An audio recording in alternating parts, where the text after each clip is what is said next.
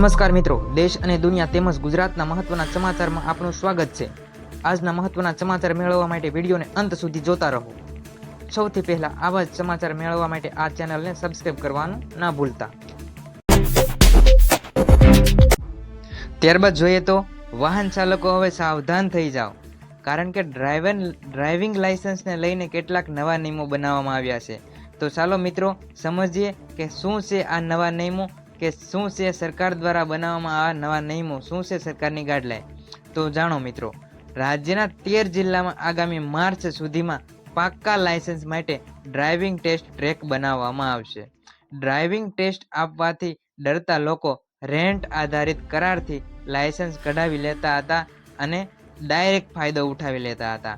આથી વાહન વ્યવહાર વિભાગ દ્વારા રાજ્યનું 38 આરટીઓ કચેરીમાં video analytic driving test track સિસ્ટમનો અમલ શરૂ કરવાનો આદેશ આપ્યો છે અને તે કામગીરી પણ ચાલુ થઈ ચૂકી છે, જેમાં હાલ 38માંથી 26 આરટીઓમાં ટેકનોલોજીથી સજ્જ ડ્રાઇવિંગ ટેસ્ટ ટ્રેક બની ચૂક્યા છે અને 13 આરટીઓમાં સેન્સર અને કેમેરા વગર મેન્યુઅલી ટેસ્ટ ટ્રેક લેવાયા છે, જેમાં 60 કરોડથી વધુ રકમનો ખર્ચો નવી સિસ્ટમના વિકાસ માટે કરવામાં આવશે।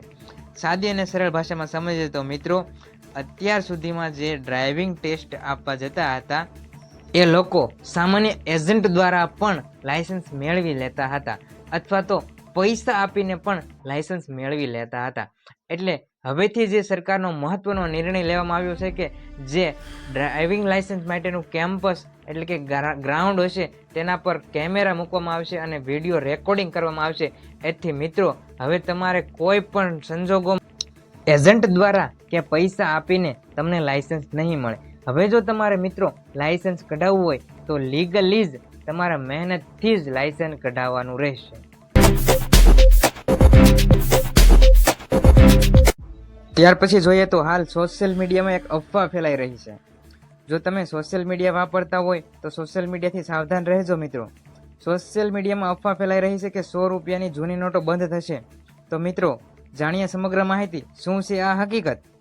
સોશિયલ મીડિયા પર 100 રૂપિયાની જૂની નોટોને લઈને એક પોસ્ટ વાયરલ થઈ રહી છે, જેમાં એવું કહેવામાં આવી રહ્યું છે કે રિઝર્વ બેંક ઓફ ઇન્ડિયા એટલે કે આરબીઆઈએ 31 માર્ચ 2024 સુધીમાં 100 રૂપિયાની જૂની નોટો બદલવા માટે કહ્યું છે અને તે હવે ચલણમાં રહી પણ નથી।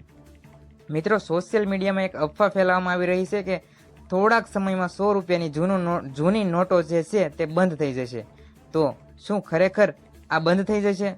તો શું આરબીઆઈએ આવી કોઈ જાહેરાત કરી છે?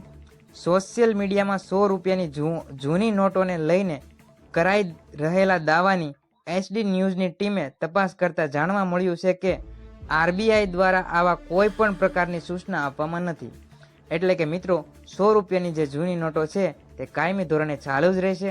હજી સુધીમાં કોઈ પણ એવા ન્યૂઝ સામે નથી આવ્યા કે જે 100 રૂપિયાની જૂની નોટો બંધ થઈ જાય, અને આરબીઆઈ પણમાં કોઈ પણ ન્યૂઝ એવા નથી કે જેને આવી જાહેરાત કરી હોય કે 100 રૂપિયાની જૂની નોટો બંધ થશે। 100 રૂપિયાની જૂની નોટો ચાલુ છે અને ચાલુ જ રહેશે। હજી જૂની નોટો બંધ થવા માટેની આરબીઆઈએ કોઈ પણ જાહેરાત કરી નથી। તો આવી અફવાઓથી સાવધાન રહેજો અને આવી પોસ્ટને શેર કરતા પણ ચેતજો।